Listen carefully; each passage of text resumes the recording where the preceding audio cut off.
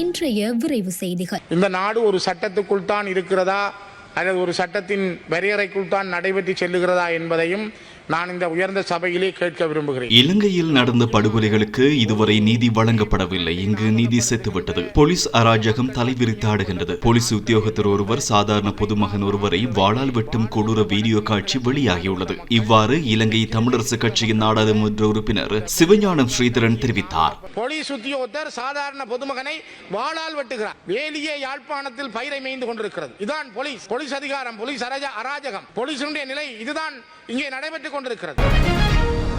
கிராம உத்தியோகத்தர்களின் பிரச்சினைகளுக்கு அரசால் தீர்வு காணப்படாவிட்டால் எமது தொழில்சார் நடவடிக்கைகள் கடுமையாக்கப்படும் என்று தேசிய மக்கள் சக்தியின் தலைவர் அனுரகுமார் திசாநாயக்க நாடாளுமன்றத்தில் நேற்று உரையாற்றும் போது தெரிவித்தார். அவர் மேலும் உரையாற்றுகையில், கிராம உத்தியோகபூர்வ சேவையை ஸ்தாபிக்காமை, தனித்துவமான சம்பளம் கிடைக்காமை, கிராம உத்தியோகத்தர்களுக்கு தேவையற்ற அழுத்தங்கள் பிரயோகிக்கப்படுகின்றமை போன்றவை நீண்ட காலமாக அவர்களது தொழில்சார் பிரச்சினைகளாக காணப்படுகின்றன என தெரிவித்தார்.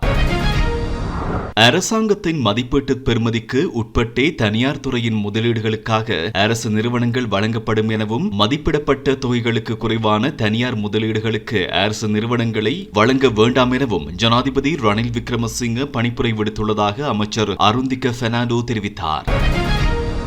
கடந்த சில நாட்களாக எரிபொருள் விற்பனை குறைந்திருந்த நிலையில் திடீரென அதிகரித்துள்ளதாக விநியோகஸ்தர்கள் குறிப்பிட்டுள்ளனர். தமிழ் சிங்கள புத்தாண்டு தினங்களில் மட்டும் சில விற்பனை நடந்ததாக கூறுகிறார்கள். மேலும் விசாக் நிறைவடைந்ததன் பின்னர் எரிபொருள் விற்பனை முன்பு போலவே குறையும் என எரிபொருள் விநியோகஸ்தர்கள் மேலும் தெரிவித்துள்ளனர்.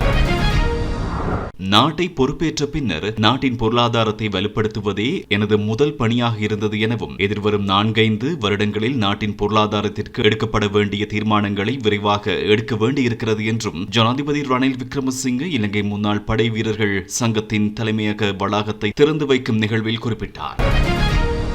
சாவகச்சேரி கிருடாவில் பகுதியில் கடந்த வாரம் ஆலய குருக்களின் வீட்டிற்கு சென்று குருக்களுடைய சங்கிலியை அறுத்த சந்தேக நபர் ஒருவரும் திருட்டுப் பொருளை உருமாற்ற உதவிய நபர் ஒருவரும் சாவகச்சேரி போலீசாரால் கைது செய்யப்பட்டுள்ளனர். மேற்படி திருட்டுடன் தொடர்புடைய மற்றைய சந்தேக நபர்களை கைது செய்வதற்கான நடவடிக்கைகளை முன்னெடுப்பதாக போலீசார் தெரிவித்துள்ளனர்.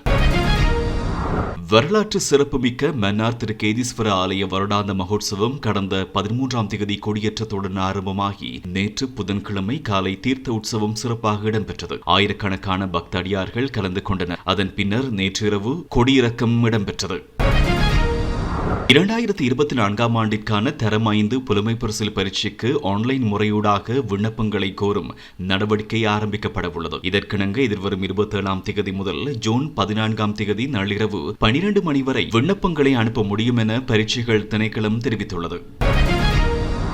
இந்தியாவின் அகமதாபாத் விமான நிலையத்தில் கைது செய்யப்பட்ட ISIS பயங்கரவாதிகளுடன் தொடர்புடையவர்கள் என கூறப்படும் இலங்கையர்கள் 4 தொடர்பான விசாரணைக்காக குற்றவியல் விசாரணை திணைக்களத்தின் பிரதி போலீஸ் மா அதிபர் மற்றும் போலீஸ் பயங்கரவாத விசாரணை பிரிவின் பணிப்பாளர் ஆகியோரின் தலைமையில் விசாரணை குழு ஒன்று நியமிக்கப்பட்டுள்ளதாக போலீஸ் ஊடக பேச்சாளர் பிரதி போலீஸ் மா அதிபர் நிஹால் தல்துவ தெரிவித்துள்ளார். மேற்படி 4 பாகிஸ்தானைச் சேர்ந்த அபு என்ற நபருடன் சமூக வலைதளங்கள் மூலம் தொடர்பில் இருப்பது விசாரணை தெரிய வந்துள்ளது.